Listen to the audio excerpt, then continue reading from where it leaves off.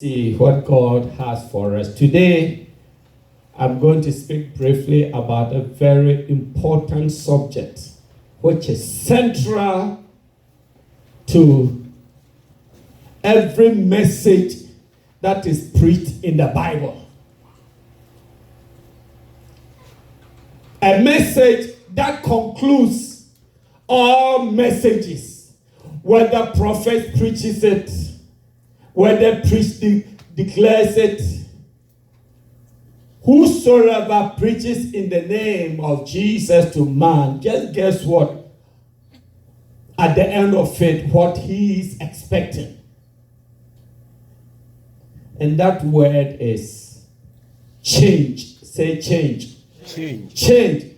At the conclusion of every message that men of God will preach, their aim is to bring you to a change. To a change. So we're going to talk briefly about change. It's important because whatever impact the word will have on you depends upon your attitude and your intentions and your readiness to respond by change. It's difficult because people by default don't want to change. By our nature, we don't want to change. Change is difficult because naturally, this is the way we have been, we have lived. This is the way we have enjoyed it. We have believed it. And so we come to a state where we feel comfortable with it. Even some people have been so poor that they feel comfortable being poor. That when God is even bringing them a change for the better to be rich, they say, hey, not me. When they see their brother being elevated up, they say they have sinned. They have been to some kind of doing some things wrong. They begin to see them negatively because it's like we all like that. This is the way God wants us. Leave us alone. They are not ready for progress. Hallelujah. Amen. And sometimes one can be rich and God will change their lives to come low a bit and to slow them. And they are not ready because they've been comfortable up there. That's why we say life is up and down. Sometimes up, sometimes down, sometimes we meander our way through life to make it into heaven.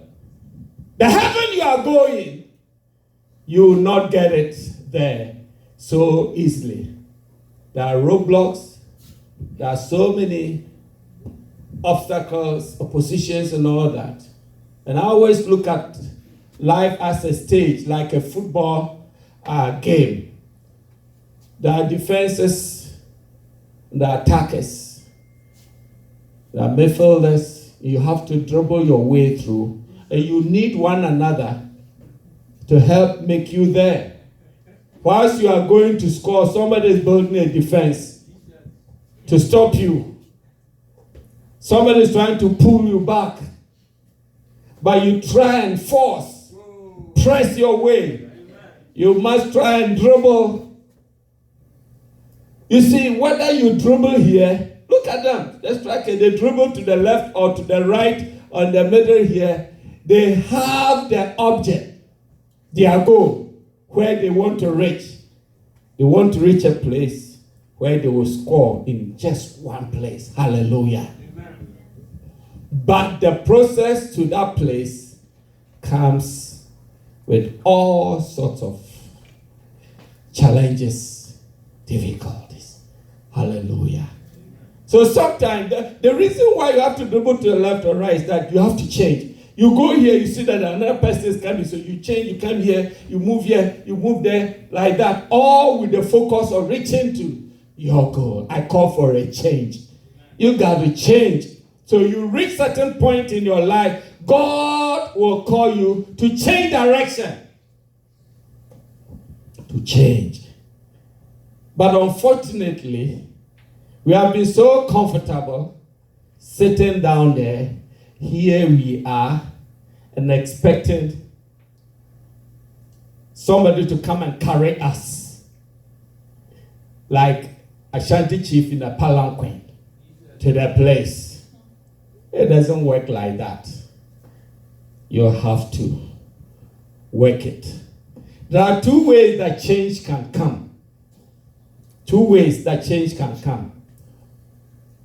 The first change must come as initiation must be taken by you. When you do your first step, you do yours, or take your first step of change, God will do also the second step is God. God will also do his. So it is you and God. When you decide to change your ways, your lifestyle, and give your mind and your attention to God and his word instead of the world and others. Once you give God your attention, you change. You are looking in different direction, and you look at this direction you are being called. Change. God will also come in and change your situation. Will change your circumstance. Whatever state you are in, he will change you for the better. So there's one aspect of change that must come from you, and another aspect of change that comes from God. This word change you find in the Bible, oftentimes they don't use the word change. They use an old English word that is not spoken today in our modern vernacular. It is called repent. Repentance. Repentance has to do with change. Ultimately, the change that is calling for is a change of lifestyle. A certain lifestyle is distasteful, unacceptable with God, that God defined it as sin. It doesn't make God comfortable to stay around you. So you have to make a mind. If you want to cherish God's friendship, then you have to decide to change position and direction. That change is what I'm calling for today, and I'm talking about today. Amen. Amen. Are you ready to change? Amen. Beloved, if you are not ready to change, why waste your time? Come and sit down here in the church. The whole business of the church here is to help you change. Because there are some things about you that is not right. That God has positioned the church as an institution to help you to change, to reposition you and to realign you with divine destiny. Hallelujah. Amen. To become what God has predestined you to be. But when you come to the church and you come with an attitude like, leave me alone, this is the way I am, I'm all right. I wanted to change. Why waste your time here? You got to change. I don't dispute with people who are saying, well, I'm born gay, I'm this. Yes. You might be born with some kind of deficiencies. Whether natural deficiencies or spiritual deficiencies, God is here to correct your deficiencies and to heal you. And you are not immune to healing. Hallelujah. Amen. Today we have some kind of disease that is called acquired immune syndrome. That makes you immunized to healing. But in the kingdom of God, no one is immune to healing. Amen. You can be healed. Amen. Whatever deficiency that you are suffering, that doesn't make you complete or perfect. God is here to deal with you and bring you to perfection. That perfection is completion, fullness, maturity, wholesome. So understand why humanly we are not complete, we are not perfect. But spiritually, God brings us into perfect alignment with himself. And we live every day. We live every day with an attitude of commitment to maintain this completion. Hallelujah. Amen. This state of perfection. He's coming for a perfect church. A church without spot or wrinkle. The difficult thing is maintaining this state of perfection. We cannot understand that. So how long? Of course, I'm not perfect. But can you be perfect? It is only through the word of God, by his Holy Spirit, and life in Christ. Because the Bible says we are complete in him. It's only in Christ you find our perfection. So what we can say is that we are improving. We have to think about that. Our way to heaven doesn't come cheap. It's not a cheap cost. You have to maintain a life of sanctity, purity, uprightness, integrity. It takes so many factors. So because we are deficient in some of these areas, some of us, we are so deficient that those things are not growing well enough to make us complete. That is why we are calling for a change. Because you must put your mind to it. That you can. Yes, we can. Yes, I can. Mine is to yield, surrender to him. For him to work on you. More often than not, people come to the church with a very arrogant, very rebellious, hardened heart of unbelief. Like, leave me alone, leave me alone, leave me alone. Leave me alone. Look, I speak to you. If you are gay, God did not make you gay. Amen. If you are adulterous, God did not make you adulterous. If you are a drunkard, God did not make you a drunkard. If you are addicted to drugs, God did not make you drug addict. There are certain things that the enemy has thrown on us and has forced it down to our throat, has caused us to lose our very identity. And that is what Christ came to transform us by his word, to conform to the image of God's dear Son. Hallelujah. Amen. To be the ideal son that God wants to. Do you want a change? Beloved, the time is short. Think about that. You come to church, you want to still remain the same way? No way. There must be a difference. Now, the Bible says we are strangers and pilgrims. What is strange about you? The world has their normal. But Christians, we are not normal according to the world standard. As a matter of fact, they must see us as abnormal. That's okay. Because they have their standard and expectation of what they consider normal. There's so much talk about the new normal. When we have strayed away, all ye like sheep have gone astray. They have turned each man to his own way. Oh my God. I'm here to call you to a change. Every day, every hour, the process of maintaining our perfection is change. Preachers come to preach to help you identify certain things that you fall short of. Like in Matthew chapter 19, Jesus encountered with this rich young ruler who came.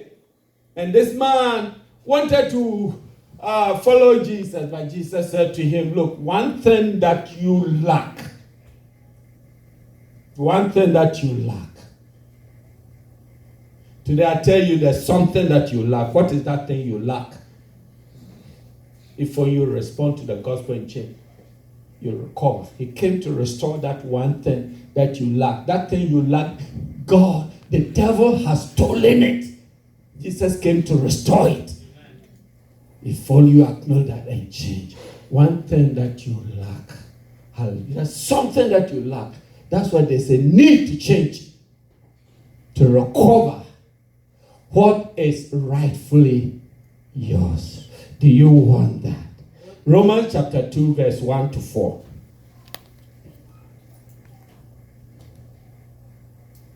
Romans 2, 1 to 4. Thank you, Jesus.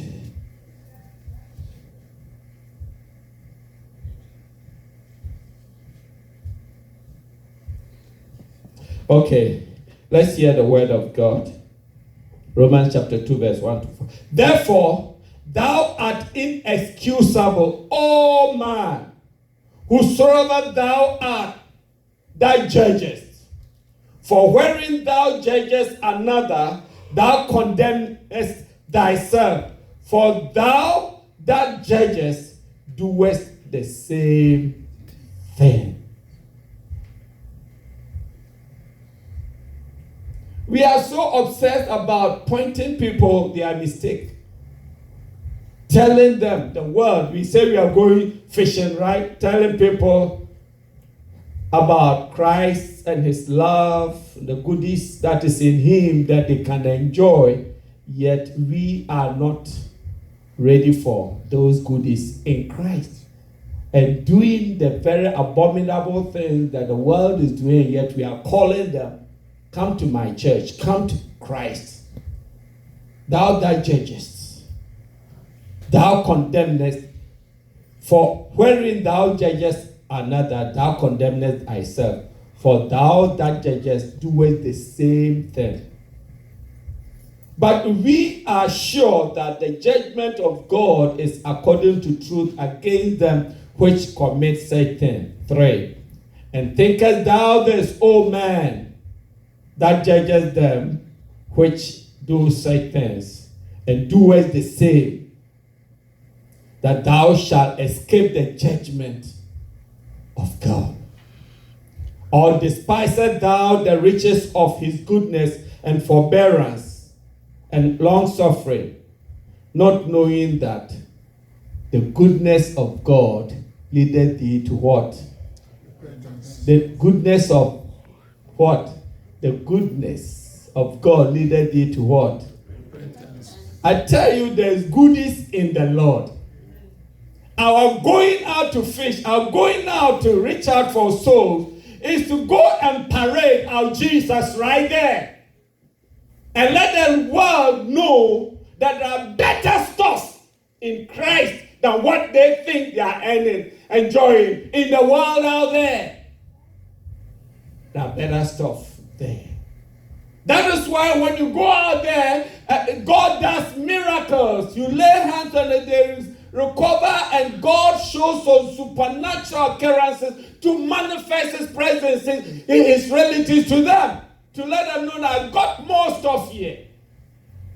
We go there, go down there and watch and see how great that God will use you.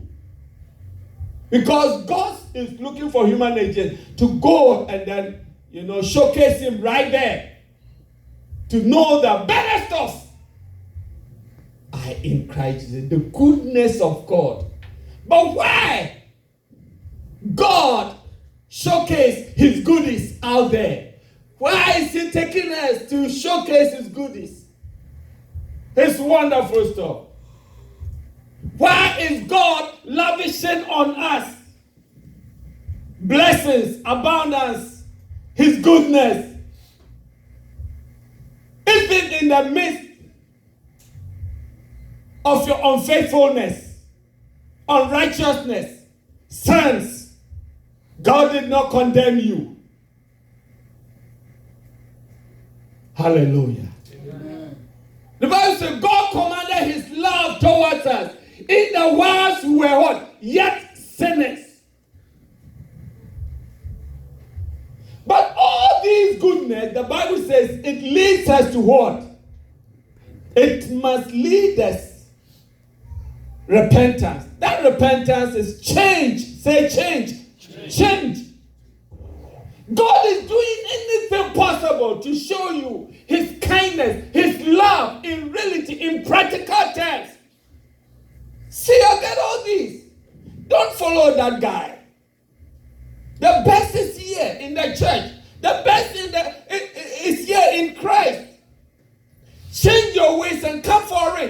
There are better stuff that you can enjoy here on earth and also transcend beyond here on earth to eternity. What the world will give to you will only last here. But what I give to you will transcend beyond natural here to our eternal life. Which one do you want? So I'm calling you to change direction, change position, change your commitment, change your loyalty and dedication to that guy, and come and accept my man, Jesus Christ.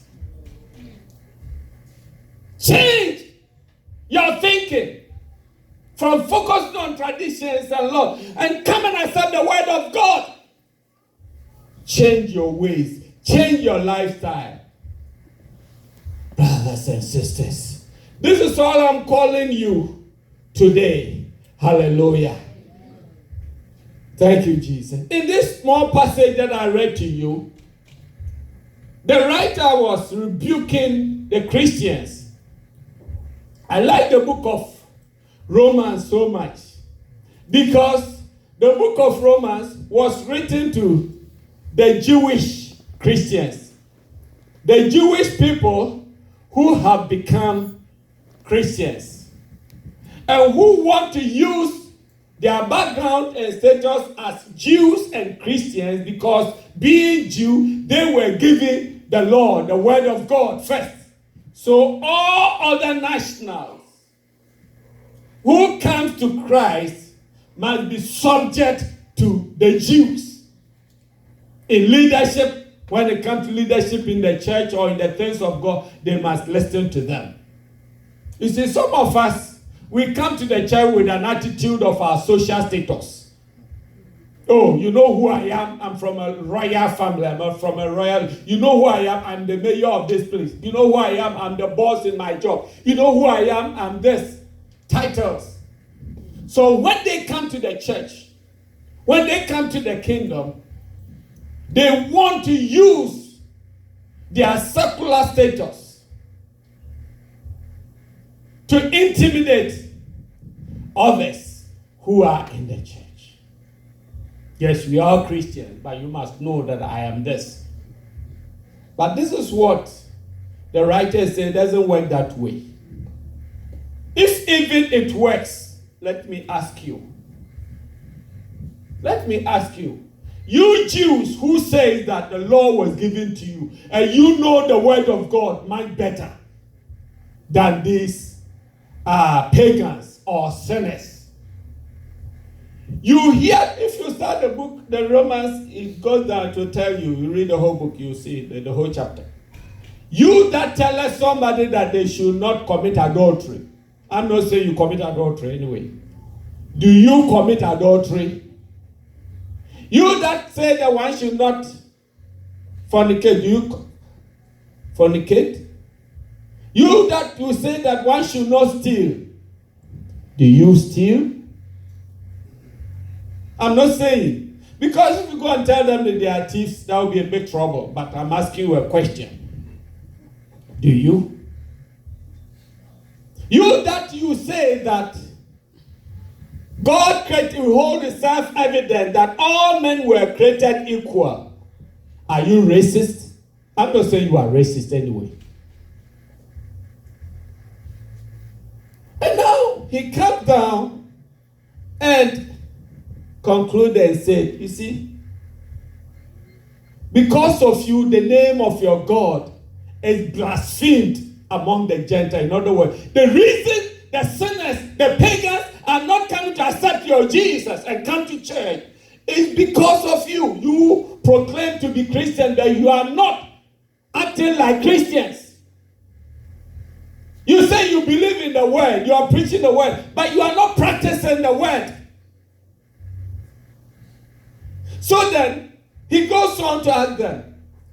So he that has the word, a Christian, and doesn't practice the Christian faith, and he doesn't have a word, and yet by nature practice the Christian faith, who will be accepted of the Lord? That whole story is in chapter 2. Go and read it. Paul questioned the Jews. You don't follow the law. You say the law is given to you. but you don't practice it. And then that the law is not given today, practice it by nature. Who will be accepted in the name of God? So in this introductory part here in chapter 2, then that's where he began. Thou art inexcusable. In other words, God is not only going to destroy the pagans, the sinners, but even you, the believers. Of course, God doesn't deny the fact that you are his sons.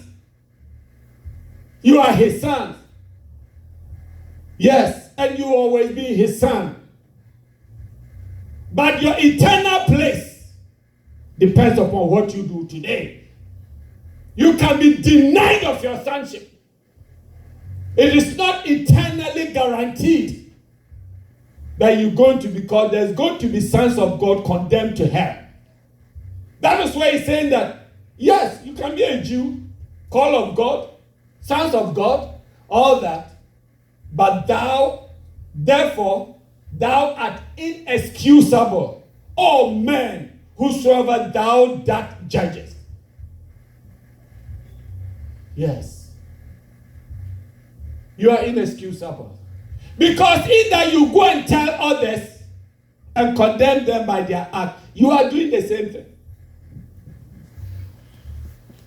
And you are using, you see the very funny thing that Christians, Pentecostals, especially we so-called Holy Ghost, Spirit-filled, tongue-talking church, they are using the Holy Ghost as a trophy to boast of. I got the Holy Ghost. The Holy Ghost to legitimize their unrighteous behavior. You see. But yeah, this is it. You got the Holy Ghost. So the fact that you speak in tongues, you work miracles, you do signs and wonders, legitimize your unrighteous behavior and not ready to change. It doesn't work like that. You are going to have miracle working pastors going to hell. You are going to have a lot of tongue talking. If you use the tongue, go and speak your tongue in the lake of fire. And we come and fancy ourselves like we are Christian, we are holier than that, we are better than that, and then we are telling you that you condemn, you do the same thing. Don't you know that God, my God has given you the Holy Ghost, and the gifts of the Holy Ghost, the goodness of God, leadeth thee to what? Repentance. The gifts of the Holy Ghost is divine enablement and empowerment to be able to conform to change, to help you to change. Because naturally, you know that you are doing something is not right, but you don't have the ability to change. The Holy Ghost power comes to enable you. But instead of committing yourself to change, you are using it to legitimize your status. If God is not with me, would he be doing all these things with me? Look, this is serious. Think about that. God is calling all of us to change our behavior, to change our lifestyle. Look, addiction is not easy. When you are addicted to something, you are hooked. It takes a divine power to help you. But you see, you must believe, you must yield yourself to the Holy Spirit to do what he knows best to do with you. But people come to church arrogant, proud. You rebuke them, you correct them, you reprove them, and they take it offensive. Please don't take it offensive. Bible says that the word of God is good for reproof, for rebuke, for correction, and giving instruction in righteousness. We don't want correction anymore. So, Mr. Gay Man, I don't know where you contracted this gay disease, but Jesus is here waiting on you to heal you of gay. Mr. Transgender man and woman, God made you a woman. God made you a man. God did not make you make a mistake. If you are confused in your mind of your identity, or gender identity, you need deliverance, come to Jesus. Jesus will save you. Hallelujah. Amen. If you are alcoholic, don't say this is the way I am. God can deliver you. If you know that I have a problem and I need help, Jesus will help you. Hallelujah. Some are addicted to food. The greatest addiction in life is food. God can deliver you from your food habit, addiction. Amen. Anything that impedes your spiritual life and your spiritual growth and development, God wants you to change. God wants you to deal with it. It comes by a change. Don't say this is the way I am. Yes, you can. That is why God has given you a shepherd, a spiritual leader, to help you identify certain areas in your life that you lack. And thank God, if your attention is drawn to those areas, don't take it offensive. Go to the Lord and ask for help, and God will help you. One thing I've known of my God, He has a lot of goodies. He has some freebies, little ones that He gives to you. But the real one there, you must believe Him. He will not force it on you if you don't believe. He says all things are possible unto them that do believe.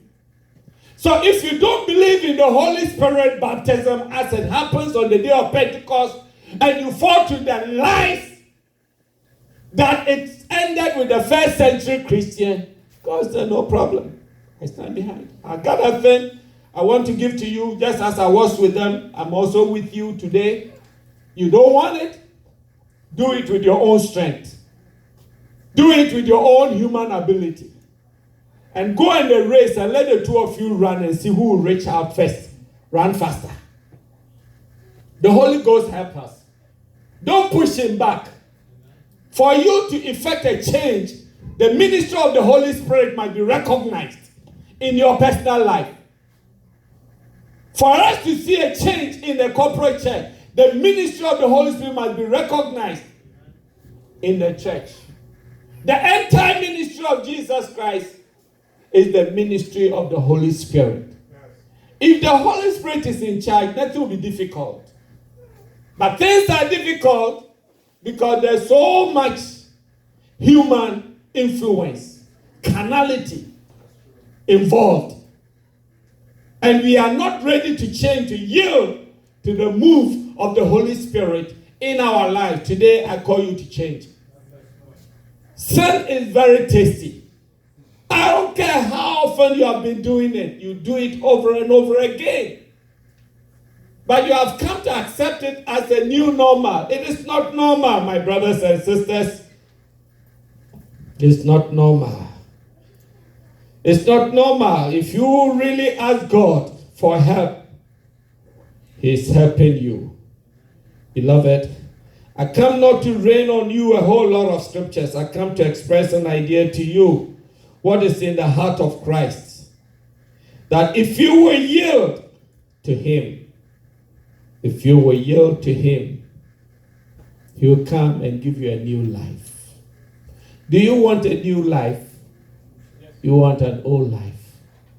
One time there's this man of God, great preacher called Apostle Paul. He made a statement. He was going through a personal struggle. He said, the things that I want to do, I cannot do. Those things that I don't want to do, I find myself doing. Who will deliver me? Sometimes you cry like that. You know obviously that you are into some things that's not right. It may held you captive. You've been trying to get over it, and now you can't accept it. This is the way I am. No. This is not the way you are. God wants you to change. Change from your sinful habit. Change from your lifestyle. Change from your bad attitude. Evaluate certain things about you and see what is of God and what is not of Him. Look at your status, your standing, where you stand. Are you in the place of right standing with him? If not, change side to the right. Brothers and sisters, I want to conclude to you. Don't take the church coming as a mere formality and take it for granted. The church is here to help you change. Don't take it offensive. A lot of people remain the same and they hop from one church to another. Because when they become critical about them, instead of admitting the obvious truth, they take it offensive and they are not blessed. Please, it takes humility to open up. It takes humility. Pride goeth before destruction, and the haughty spirit before a fall. Before honor is humility. Think about that. Think of your attitude. Think of your perception. Think of your life. Evaluate yourself.